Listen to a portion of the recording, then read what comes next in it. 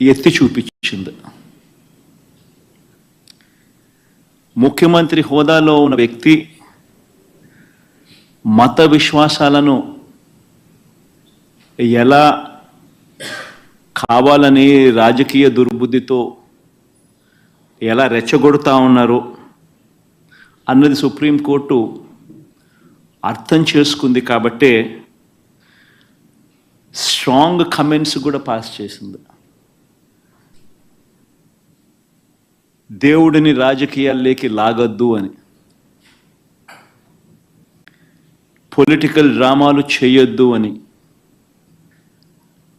Strong comments కూడా supreme court pass చేసింది.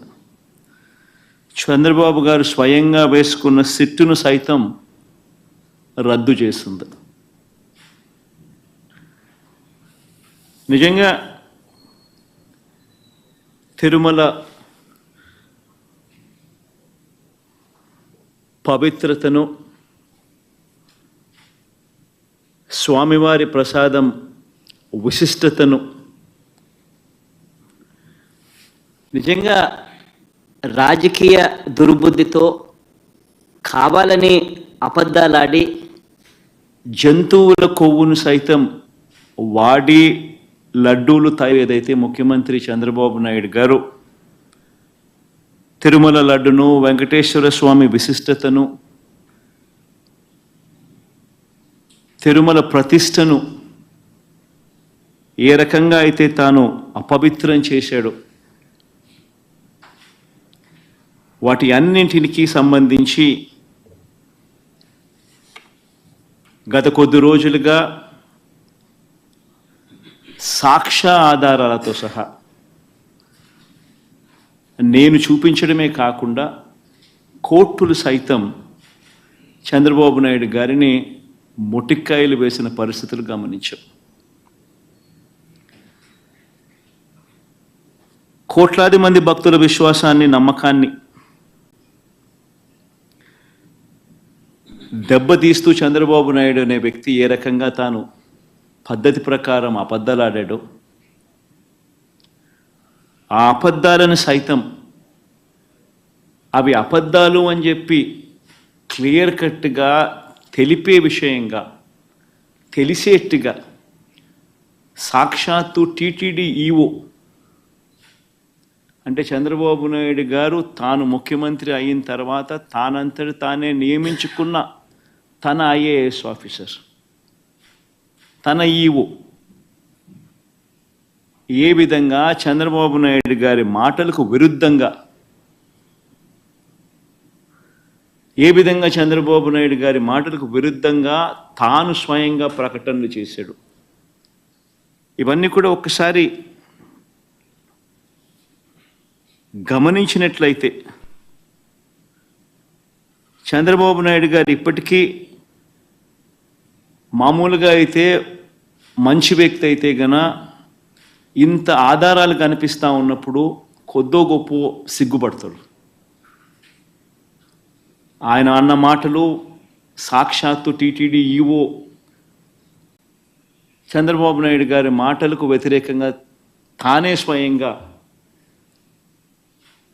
చెప్పిన మాటలు, ఇన్ని సాక్ష్యాధారాలు కనిపించినప్పుడు మామూలుగా ఎవరైనా కూడా దేవుడి విషయంలో తప్పులు జరుగుతూ ఉన్నప్పుడు, తప్పులు చేసినప్పుడు దేవుడు అంటే భయము, భక్తి కాస్తో కూస్తో ఎవరికైనా ఉన్న వ్యక్తి ఎవరైనా కూడా ఒకవేళ ఉంటే, ఆ భయము భక్తి ఎవరిలో అయినా కూడా ఉంటే పశ్చాత్తాపం అనేది ఎక్కడో చోట రావాలి.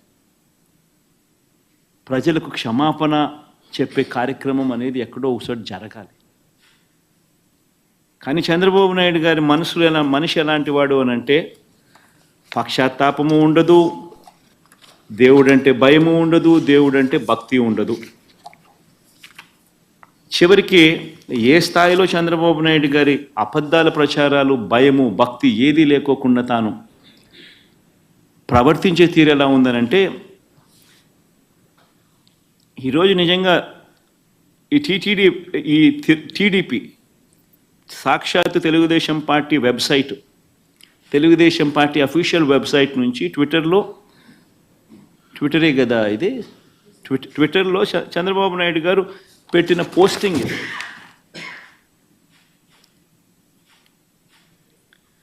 అంటే పశ్చాత్తాపం అనేది ఎక్కడైనా కానీ కనీసం దేవుడి విషయంలో తప్పు చేసినప్పుడు, తప్పు జరిగింది అని తెలిసినప్పుడు, ఇంత ఎబ్బెట్టుగా కనిపిస్తూ ఉన్నప్పుడు ఎక్కడో ఒక చోట దేవునికి క్షమాపణ చెప్పి దేవుడు అంటే భయము భక్తి ఉండాల్సింది పోయి ఈ రోజుకి కూడా తన అబద్ధాలు, తన దుర్బుద్ధి, తన దుష్ప్రచారము ఏ స్థాయిలో ఉంది అంటే ఈరోజు తాను పెట్టిన ట్విట్టర్లో తాను పెట్టిన తెలుగుదేశం పార్టీ అఫీషియల్గా పెట్టిన ట్విట్టర్ హ్యాండిల్లో నుంచి తీసిన కాపీ ఇది. తను అంటాడు, తిరుమల లడ్డులో జంతువుల కొవ్వు కలిపిన కల్తీ వ్యవహారంపై సుప్రీం సీరియస్ కావడంతో జగన్ రెడ్డి బావ ధర్మారెడ్డి అంట, జగన్ రెడ్డికి బావ అంట ధర్మారెడ్డి. ఆశ్చర్యం. అసలు అబద్ధాలు చెప్పే దాంట్లో ఒక అడుగు ఏ స్థాయిలోకి మనుషులు దిగజారిపోతూ ఉన్నారంటే నాకు నిజంగా అర్థం కావడం లేదు. అసలు అబద్ధం మీద అబద్ధం, అబద్ధం మీద అబద్ధం, అబద్ధం మీద అబద్ధం ఏ స్థాయిలో చెప్పుకుంటా పోతా ఉన్నారు. తిరుమల లడ్డులో జంతువుల కొవ్వు కలిపిన కల్తీ వ్యవహారంపై సుప్రీం సీరియస్ కావడంతో జగన్ రెడ్డి, బావ ధర్మారెడ్డి, బాబాయి సుబ్బారెడ్డి, మామ కరుణాకర్ రెడ్డి, మామండ కరుణాకర్ రెడ్డి. ముఖ్యంగా మనిషి అన్నాక కొద్దో గొప్ప ఎక్కడైనా కూడా భయం ఉండాల దేవుడు అంటే, భక్తి ఉండాల దేవుడు అంటే. వక్రీకరణ చేసే విషయంలో ఇంత దారుణంగా వక్రీకరణ చేస్తారు. పైగా సుప్రీంకోర్టు చంద్రబాబు నాయుడుని అక్షింతలు వేస్తే నేషనల్ మీడియా మొత్తం రిపోర్ట్ చేసింది.